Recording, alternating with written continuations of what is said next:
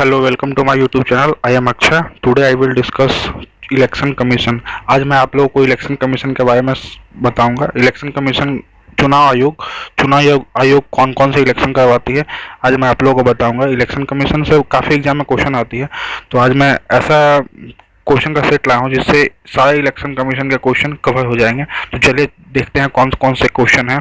और अगर आप ऐसे ही देखना चाहते हैं तो हमारे चैनल पे बहुत सा वीडियो है, आप देख सकते हैं। और हमारे चैनल को लाइक और सब्सक्राइब कर दें और ब्लैक बेल आइकन को बजाते हैं। ऐसे ही मैं वीडियो लाता रहूँगा, जिससे आपके छोटे टॉपिक में वीडियो लाऊंगा, जिससे आपके सारे टॉपिक क्लियर हो जाएंगे और सारे क्वेश्चन आप लगाने लगेंगे जो एग्जाम में अक्सर पूछे जाते हैं। तो चलिए देखते हैं इलेक्शन कमीशन के बारे में कौन कौन से क्वेश्चन है। ये इलेक्शन कमीशन का पहला क्वेश्चन है। इलेक्शन कमीशन का गठन कब किया गया था? ये अक्सर एग्जाम पूछा जाता है। इलेक्शन कमीशन कब आया था इंडिया में? तो इलेक्शन कमीशन का गठन हुआ था 25 जनवरी 1995। एक संवैधानिक बॉडी है, ये संवैधानिक बॉडी है। संवैधानिक बॉडी उसको बोलते हैं जिसमें संविधान में लिखा जाता है कि ये संविधान में है, तो उसको बोलते हैं संवैधानिक बॉडी। तो ये आया था 26 जनवरी 1950 को। चलिए देखते हैं सेकंड क्वेश्चन कौन सा है इलेक्शन कमीशन का। सेकंड क्वेश्चन है, संविधान के किस अनुच्छेद में निर्वाचन आयोग इलेक्शन कमीशन का वर्णन किया गया है? तो संविधान के किस आयोग में किया था? आर्टिकल 324 अनुच्छेद 324 में इलेक्शन कमीशन के बारे में बोला गया है। ठीक है, अब इससे इलेक्शन कमीशन, ये तो बोला गया सेंट्रल इलेक्शन कमीशन। स्टेट में भी इलेक्शन कमीशन होता है। स्टेट में जो इलेक्शन कमीशन होता है मैं बताता हूँ। स्टेट में इलेक्शन कमीशन होता है वो 243 के आर्टिकल है, लेकिन इसकी सबसे बड़ी डिमेरिट ये सिर्फ लोकल बॉडी का इलेक्शन करवाती है। लोकल बॉडी का इलेक्शन करवाती है। लोकल बॉडी में कौन कौन सी बॉडी आती है? लोकल बॉडी में हमारी आती है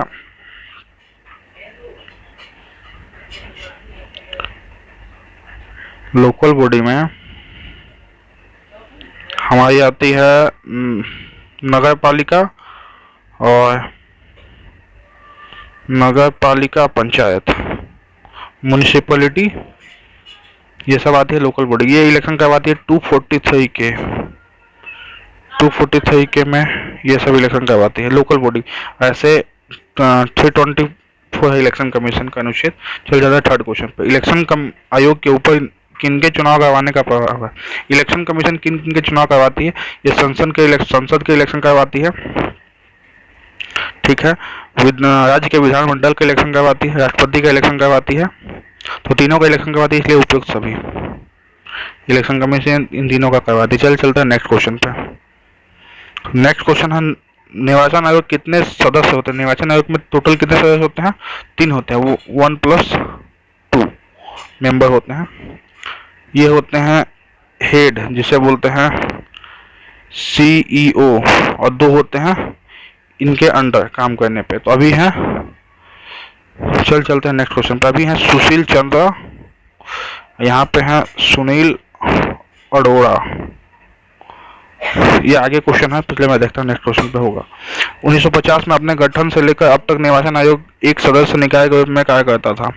तो पहले 1950 में जब इलेक्शन कमीशन आया था ना, तो उस समय इसके हेड 1 होते थे। ठीक है, तो 1989 में अमेंडमेंट हुआ, कॉन्स्टिट्यूशन अमेंडमेंट, और 1 की जगह 1+2 हो गए हैं। ठीक है, चलते हैं नेक्स्ट क्वेश्चन पे। मुख्य निर्वाचन आयुक्त और अन्य निर्वाचन आयुक्त की नियुक्तियां कौन करता है? तो मुख्य कौन करता है इनकी नियुक्ति? राष्ट्रपति करते हैं इनकी नियुक्ति। राष्ट्रपति के द्वारा की जाती है। चलते हैं नेक्स्ट क्वेश्चन पे। ये क्वेश्चन आ गया, ये इसी का मैं जिक्र कर रहा था। वर्तमान में भारत के मुख्य निर्वाचन आयुक्त कौन है? चीफ इलेक्शन कमिश्नर कौन है भारत के? तो सुशील अरोड़ा है। ये सुकुमार सेन फर्स्ट थे। फर्स्ट इलेक्शन कमीशन अक्सर पूछा जाता है एग्जाम में। फर्स्ट है सुकुमार सेन, सुशील अरोड़ा है, सुशील चंद्रा है एक, और एक हमारे हैं राजीव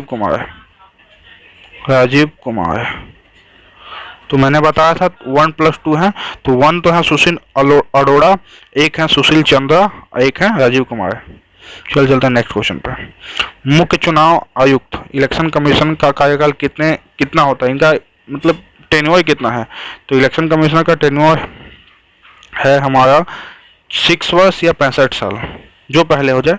अगर 6 साल पहले उनका हो जाता है तो 6 साल, या 65 साल उनका आयु हो जाता है तो 65 साल तो वो रिटायर हो जाएंगे, तो इनका टेन्योर है। चलते हैं नेक्स्ट क्वेश्चन पे। निर्वाचन आयुक्त और प्रादेशिक आयुक्तों की सेवा की शर्तें और पदाविधि कौन निर्धारित करता है, कौन डिसाइड करता है कि ये कब तक रहेंगे? तो ये राष्ट्रपति करते हैं। इनकी नियुक्ति भी राष्ट्रपति करती हैं, इनका टेन्योर भी डिसाइड राष्ट्रपति ही करेंगे। चलिए चलते हैं नेक्स्ट क्वेश्चन पे। मतदान के दौरान अंगुलियों में निशान लगाने के लिए किस स्याही का प्रयोग किया जाता है? ये अक्सर एग्जाम में पूछा जाता है। ये होता है सिल्वर नाइट्रेट। सिल्वर नाइट्रेट, इसको बहुत लोग N2O भी बहुत एग्जाम में आता है, N2O, तो ये भी आप ध्यान रखिएगा। चलते हैं नेक्स्ट क्वेश्चन पे। किस संविधान संशोधन कॉन्स्टिट्यूशन अमेंडमेंट के तहत मतदान करने की न्यूनतम उम्र 21 वर्ष से घटाकर 18 वर्ष कर दिया गया है? तो 61 अमेंडमेंट होता है। ये भी एग्जाम में काफी पूछा जाता है। पहले इंडिया में 21 था एज, अब 61 कर दिया गया है, तो ये भी पूछा जाता है। एक और एग्जाम में क्वेश्चन पूछा जो इसमें कवर नहीं है कि फर्स्ट वोटर कौन सा है? इंडिया में जब वोट हुई थी फर्स्ट वोटर कौन थे? फर्स्ट वोटर थे श्याम, उनका नाम था श्याम थे फर्स्ट वोटर। चलिए चलते हैं नेक्स्ट क्वेश्चन पे। चुनाव आयोग के शक्तियों और कार्यों को निम्न में से किन श्रेणियों में विभाजित किया जा सकता है? तो कौन कौन से श्रेणियों में विभाजित किया जा सकता है? प्रशासनिक, सलाहकारी, अर्थसायिक, उपयुक्त सभी। डी। चलते हैं नेक्स्ट क्वेश्चन पे। भारत में सर्वप्रथम ईवीएम का प्रयोग किस राज्य में किया गया था? सबसे पहले ईवीएम का प्रयोग कहाँ पे, ईवीएम का यूज कहाँ किया गया? पहले बैलेट से वोट दिया जाता था। केरल पहला है यहाँ पे ईवीएम का। इसे आप ऐसे भी याद करते हैं, सबसे ज़्यादा एजुकेशन केरल में है, तो केरल के लोग ही ईवीएम की मांग की थे और ईवीएम सबसे पहले केरल में ही आया था। चलते हैं 14 नंबर क्वेश्चन पे। 14 नंबर क्वेश्चन है, पहली बार आम चुनाव में ईवीएम का प्रयोग कब किया गया था? ईवीएम का प्रयोग कहाँ किया गया था? अभी आपने पढ़ा, केरल में किया गया था, केरला में किया गया, लेकिन कब किया गया था? 2004 में। चलते हैं नेक्स्ट क्वेश्चन पे। राष्ट्रीय मतदाता दिवस ये 2019 है। ऐसे अभी क्वेश्चन आता 2020 का, तो ये 2019 का ही बहुत बार क्वेश्चन आया था। पिछले अभी जो एग्जाम हुई थी उसमें 2019 का क्वेश्चन आया था। इसमें था नो वोटर तो लेफ्ट बिहाइंड, कोई वोटर बच ना जाए। 19 का 20 का थीम था, अब जो रिसेंट हुआ उसका थीम था इलेक्टोरल लिटरेसी फॉर स्ट्रॉन्गर, ये था electoral literacy for stronger democracy. ठीक है, चलिए चलते हैं नेक्स्ट क्वेश्चन पे। नेक्स्ट क्वेश्चन हम, किस राज्य सरकार ने दिव्यांगों के लिए मतदान को सुलभ बनाने के लिए अंजोई पहल शुरू की थी? एक स्कीम आया था अंजोई पहल, ये किसने शुरू किया था? असम ने। हैंडीकैप्ड के लिए स्टार्ट किया गया था कि उन लोगों को वोट देने में कोई प्रॉब्लम ना आए और उन लोगों को ईवीएम तक ले जाने, वोटिंग मशीन तक ले जाने के लिए ये आया था, एक योजना थी असम की सरकार की। चलिए चलते हैं नेक्स्ट क्वेश्चन पे। किस राज्य सरकार ने डिजिटल चुनावी साक्षरता को बढ़ावा देने के लिए आई हेल्प पहल शुरू की थी?